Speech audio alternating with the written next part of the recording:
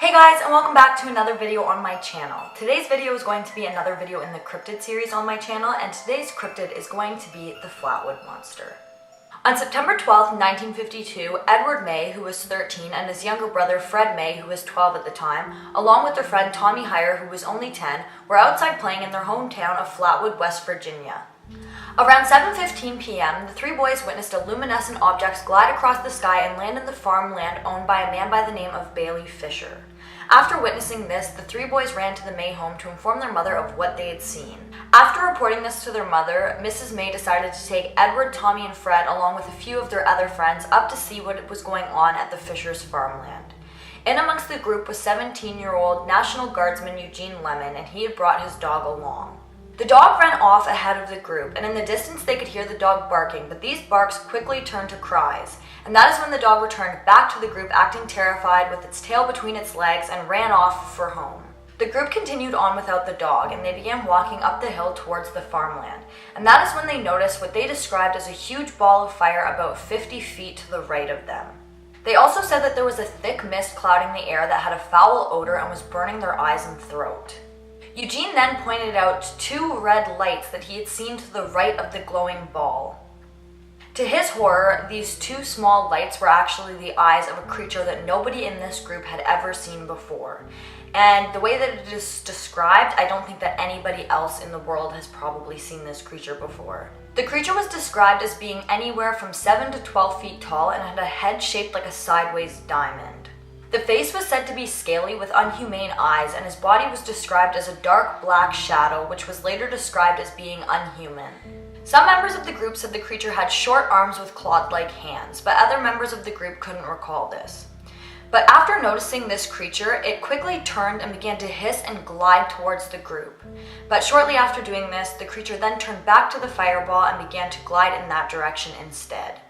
Horrified, the group fled the scene, and once they arrived home, Mrs. May called the Flatwood police to tell them about the creature that they had just encountered. The sheriff, along with a couple other police officers, went down to investigate the scene, but when they had arrived down there, it had seemed that the boys had already told so many people about their encounter that so many people had already gone down to the scene to try and catch a glimpse of this creature, and the only thing that was left behind of this creature was the foul odor. It turned out that there was other reports of UFO sightings on the night of September 12th, and the news of this creature spread quite quickly, taking on the name the Flatwood Monster. The next morning, a reporter returned to the Fisher farm to try and catch anything that was left behind by this creature. He reported finding two dragged-out tracks in the mud alongside a goopy black liquid, and he had declared that these were left by an extraterrestrial. But it had later been discovered that these tracks likely belonged to a Chevrolet pickup truck that had driven up to the land shortly before the reporter, also looking for the creature. But the black liquid has never been identified, and nobody is quite sure where that could have came from. It had turned out that there was also another encounter with a creature that fit the Flatwood Monster's description by a woman and her 21-year-old daughter on the exact same day that the Mays had their encounter. The encounter that was made with this creature had disturbed the 21-year-old so much that she had to spend 3 weeks in the Clarkburg's hospital. Mrs. Lemon, Eugene's mom, had reported that around the same time that the Mays had had their encounter, her house had shaken violently and her radio had cut out for 45 minutes, and she believed this was due to the crashing of the creature's ship. And the director of education in that area had reported seeing a UFO taking off on the early morning of September 13th. The group who had encountered the Flatwood Monster all fell ill, and the symptoms that they had undergone were irritation of the nose and swelling of the throat, but Eugene had also experienced vomiting and confusion. The group believes that they fell ill due to breathing in the mist that was in the air that night, and the doctor that treated them said that their symptoms fit up with somebody breathing in mustard gas. But of course, skeptics believe that this was just due to hysteria. And like any other case like this, 48 years after the Fleetwood Monster encounter, paranormal investigators tried to debunk this. They chalked the ball of fire up to being a meteor that was seen on September 12th of 1952 in Pennsylvania, Maryland, and West Virginia. They believed that the flashing lights or the creature's eyes could have been from an aircraft navigation system or a set of hazard lights. They debunked the top of the creature by saying that it was an owl, and the bottom of the creature's body was a bush or a tree that was distorted because it was dark.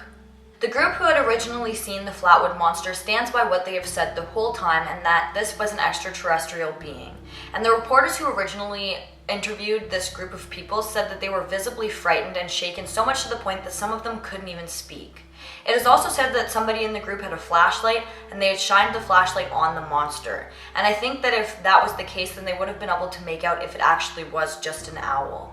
I wasn't sure about covering the Flatwood Monster in the cryptid series, as this is a very much extraterrestrial encounter, but it is considered a cryptid, so I thought that I would cover it as it does have a lot of striking resemblances to Mothman. The Flatwood Monster, also known as the Green Monster, was never seen again after the day of September 12th of 1952.